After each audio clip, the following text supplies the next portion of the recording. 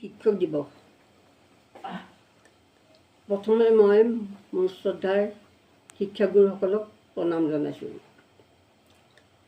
নামৰূপ হিন্দুস্তান সাৰ নিগম প্ৰাথমিক বিদ্যালয়ৰ প্ৰাক্তন ছাত্ৰ ছাত্ৰীসকলৰ বাবে আজি 2024 চনৰ পবিত্ৰ শিক্ষক দিৱসৰ দিনটোত মই তোমালোকৰ লাৱণ্য কোঁৱৰ বাইদেউ কৈছোঁ। 1969 চনৰ মে' মাহৰ পৰা মই এই বিদ্যালয়ত শিক্ষকতা আৰম্ভ কৰিছিলোঁ আৰু 1970 চনৰ এপ্ৰিল মাহৰ পৰাই এই বিদ্যালয়ৰ মুৰব্বী হিচাপে দায়িত্ব গ্ৰহণ কৰি 2000 চনৰ 30 নৱেম্বৰত অৱসৰ গ্ৰহণ কৰিলোঁ। সাৰ নিগমত ভাৰতৰ ভিন্ন ঠাইৰ পৰা অহা কৰ্মচাৰী আছিল হেতুকে কৰ্মচাৰীসকলৰ সন্তানসকলৰ শিক্ষা দিয়াৰ বাবে অসমীয়া মাধ্যমৰ উপৰিও একোখন বিদ্যালয়তে হিন্দী মাধ্যমৰ ছাত্ৰ ছাত্ৰীসকলক শিক্ষা দিয়াৰ ব্যৱস্থা কৰি দিছিলোঁ।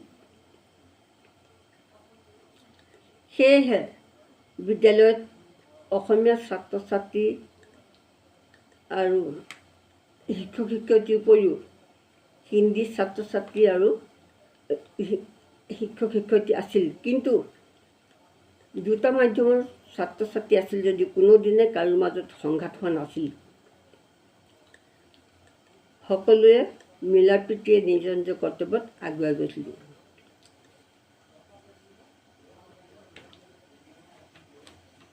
আজিও সেই মধুৰ স্মৃতিবিলাক মনত পৰিলে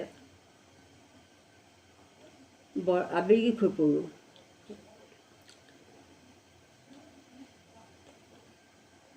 মোৰ সুদীৰ্ঘ কালছোৱাত প্ৰায় 6000 ছাত্ৰ ছাত্ৰীক মোৰ সীমিত জ্ঞানেৰে পৰিচালনা কৰিছিলোঁ। ঘৰত মাক দেউতাকে সন্তানক যেনেদৰে ডাঙৰ দীঘল কৰাত যত্ন লয়, শিক্ষক শিক্ষয়িত্ৰীও নিজৰ ছাত্ৰ ছাত্ৰীবিলাকক শিক্ষা দীক্ষাৰে উন্নতি হোৱাটোকে কামনা কৰে। অৱশ্যে কেতিয়াবা উজুতি খাব লগাও হয়। যে কি নহওক, এই বিদ্যালয়ত শিক্ষা গ্ৰহণ কৰা বহুতো ছাত্ৰ ছাত্ৰীয়ে দেশ বিদেশত নিজৰ কৰ্মদক্ষতাৰ সুনাম কঢ়িয়াই আনিবলৈ সক্ষম হৈছে। কোনো ছাত্ৰই স্বাৱলম্বীভাৱে খেতি বাতি কৰি বা ব্যৱসায় কৰি বা গৃহস্থালী কৰ্ম কৰি নিজৰ পৰিয়াল সুচাৰুৰূপে চলাই নিয়াৰ উপৰিও সমাজৰ উন্নতি সাধন কৰিছে। এইবিলাক জানি শুনি ভাল লাগে।